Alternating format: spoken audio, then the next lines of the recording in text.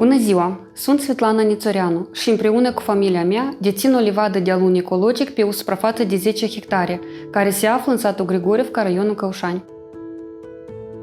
Livada a fost plantată în anul 2015, în toamnă, și nu a fost un lucru întâmplător. În principiu, noi eram în căutarea unei afaceri care să diversifice afacerile existente și așa a căzut alegerea la alun. Fiindcă el pe timpul era un produs nou, deci nu prea erau plantații în Republica Moldova, chiar și dacă erau foarte puține.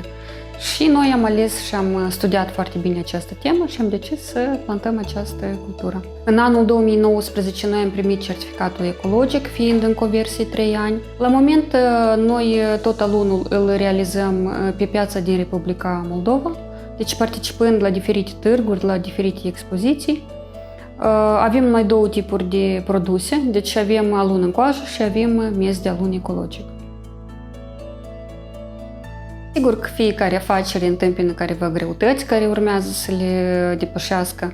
Pentru noi a fost un an greu, anul de secetă 2020, dar luând în considerație că noi am luat preventiv careva măsuri, deci am reușit și am irigat manual livada, astfel noi am favorizat acest moment și nu am rămas să pierdem careva copaci să se usuce.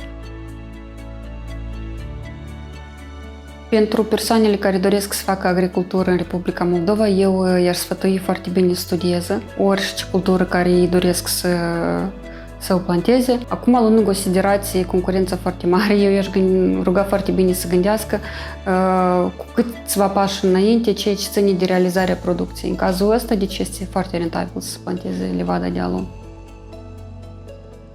Tot ce e posibil, probabil să majorăm spațiul livezii, fiindcă avem această oportunitate.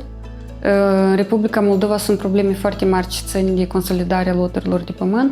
Nouă anul acesta ne-a reușit să consolidăm o parcelă destul de considerabilă. Rămâne deja să plantăm această parcelă, cred că în următorii ani, și peste 5 ani tot ce e posibil să mă văd deja cu o livadă bogată pe rod de plen. Dar oricum, este foarte multă muncă de depus până atunci.